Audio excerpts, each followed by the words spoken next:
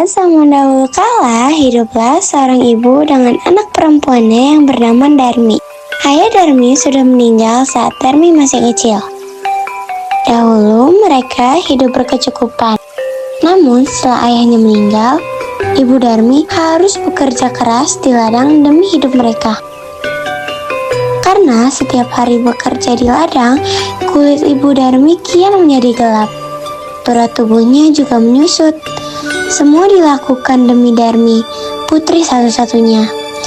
Namun, apa yang dilakukan Darmi? Dia tidak mau membantu ibunya. Kerjanya setiap hari hanya berdandan. Dia juga enggan keluar rumah karena takut kulitnya menjadi gelap seperti ibunya. Suatu hari, ibu Darmi hendak bekerja di ladang.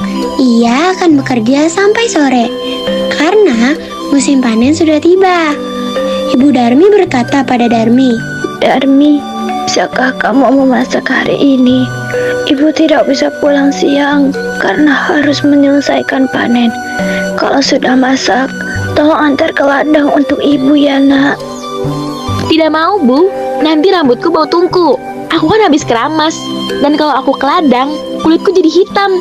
Aku kan habis luluran. Ibu Darmi hanya menggeleng-geleng kepala sedih. Di ladang, Ibu Darmi bekerja dengan keras. Dia tidak memperdulikan perutnya yang lapar. Saat lelah, dia beristirahat sejenak. Kemudian dia berdoa dalam hati. Ya Tuhan, tolonglah kami, ubahlah anakku dari sifat malasnya. Setelah bekerja dari ladang, Ibu Darmi pulang ke rumah. Sesampainya di rumah, betapa terkejutnya ia. Di sana, tak ada makanan sama sekali yang bisa dimakan. Darmi sama sekali tidak memasak. Darmi yang melihat ibunya pulang lantas memarahi ibunya.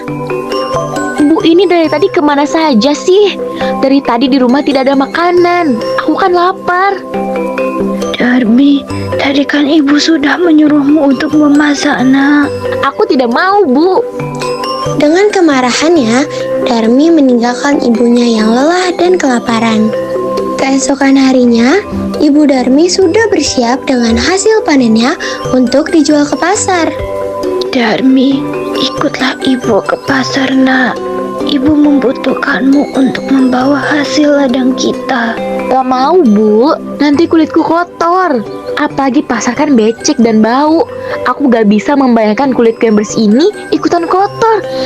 Akhirnya ibunya berangkat ke pasar sendiri membawa hasil ladang itu dengan susah payah. Sorenya, Ibu Darmi pulang dengan membawa uang hasil panen. Tidak terlalu banyak, hanya cukup untuk membeli benih dan makanan beberapa hari. Darmi yang melihat ibunya sedang menghitung uang, segera mendekati ibunya.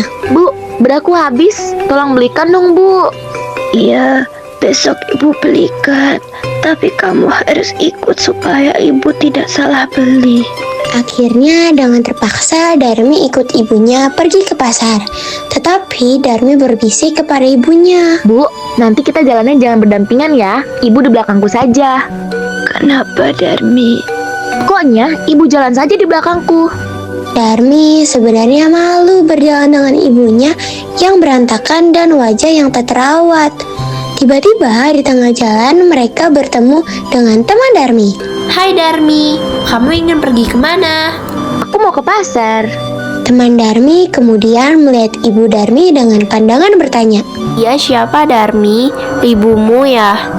Darmi yang tak ingin temannya tahu bahwa ia punya ibu yang kotor dan jelek, segera menjawab. Oh, dia pembantuku. Tentu saja bukan ibuku. Amit-amit sekali aku punya ibu yang jelek dan kotor. Betapa sedihnya Ibu Darmi ketika mendengar perkataan putrinya. Namun, hanya ditahan dalam hati. Mereka melanjutkan perjalanan sampai Darmi bertemu dengan dua teman yang lain. Darmi, kau mau kemana? Aku mau ke pasar. Ngomong-ngomong, siapa yang di belakangmu? Apakah dia ibumu? Kan dia bukan ibuku, dia pembantuku. Sungguh, hati Ibu Darmi semakin sedih. Begitu tega putrinya mengakui dirinya sebagai pembantu. Namun, sekuat tenaga dia berusaha menahannya. Sampailah Darmi dan ibunya di pintu pasar. Saat ingin memasuki pasar, lagi-lagi Darmi bertemu temannya yang lain. Darmi, kamu lagi ngapain di sini? Tumben sekali kamu pergi ke pasar. Iya betul. Siapa wanita yang berjalan di belakangmu, Darmi? Itu pembantuku.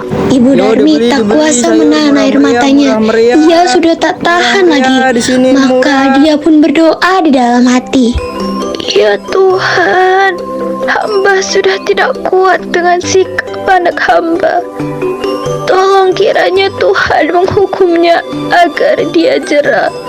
Setelah Ibu Darmi selesai berdoa, tiba-tiba Darmi menjerit.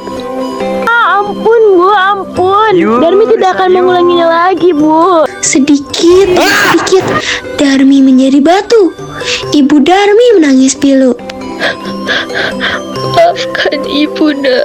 Ini semua karena perlakuanmu terhadap ibu. Darmi meringis sambil menangis, meminta ampunan ibunya. Sayang, semua tetap tidak bisa kembali. Darmi tetap menjadi batu. Dia harus menerima hukuman karena telah durhaka kepada ibunya yang telah merawat dan menjaganya hingga besar. Batu itu akhirnya dipinggirkan orang-orang dan disandarkan di tebing. Hingga sekarang, batu itu masih ada di Kalimantan Barat dan dinamakan Batu Menangis.